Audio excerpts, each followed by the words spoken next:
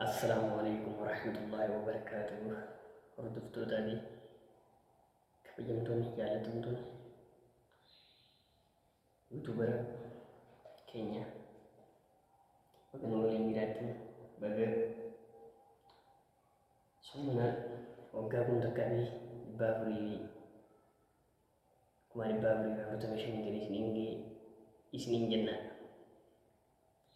Kanaaf hojii keenyas akkuma itti fudhatti jirraa addaan hin dhaabneetii nu hordofuun nu cinaa dhaabbachuu hin dagatinaa.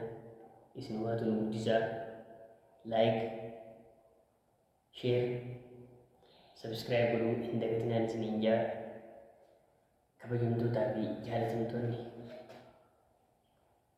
galatoomaa ulfaadhaan isiniin jaa.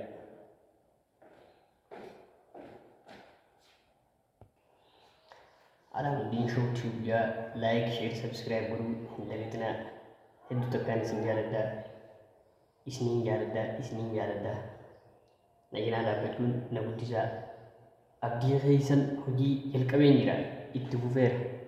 Nagaan naaf turaa.